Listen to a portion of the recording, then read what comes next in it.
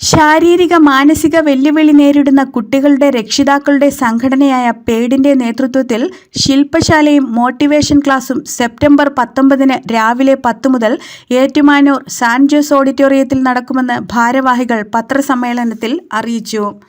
വനിതാ വിങ്ങിൻ്റെയും പേഡിൻ്റെയും സഹകരണത്തോടു കൂടിയാണിത്. ശാരീരിക മാനസിക വെല്ലുവിളി നേരിടുന്ന കുട്ടികളുടെ മാതാപിതാക്കൾ വളരെയധികം മനോവിഷമം അനുഭവിക്കുന്നു. കുട്ടികൾക്ക് രോഗപ്രതിരോധശേഷി വളരെ കുറവായതിനാൽ എന്നും മരുന്നും ആശുപത്രിയുമായി കഴിയുകയാണ്. അമ്മമാർക്ക് ചെറിയ ജോലിക്ക് പോലും പോകാൻ സാധിക്കാത്ത സ്ഥിതിയാണ് ഉള്ളത്. അതുകൊണ്ട് സാമ്പത്തിക നിലയും മെച്ചമല്ല. 18 വയസ്സ് കഴിഞ്ഞ കുട്ടികൾക്ക് യാതൊരു പരിഗണനയും ലഭിക്കുന്നില്ലെന്ന് ഭാരവാഹികൾ പറഞ്ഞു. സമ്മേളനം എയ്ഡ് സംസ്ഥാന ചെയർമാൻ ഫാദർ റോയി വടക്കേൽ ഉദ്ഘാടനം ചെയ്യും. പെയ്ഡ് ജില്ലാ പ്രസിഡന്റ് മുരളി വേങ്ങത്ത് അധ്യക്ഷത വഹിക്കും. സംസ്ഥാന പ്രസിഡന്റ് KM ജോർജ്, വനിതാ വിങ് സംസ്ഥാന പ്രസിഡന്റ് റിജി തുളസീധരൻ എന്നിവർ ക്ലാസ് എടുക്കും. Mercy Abraham, Jenny Thomas, sister Anupama എന്നിവർ പ്രസംഗിക്കും.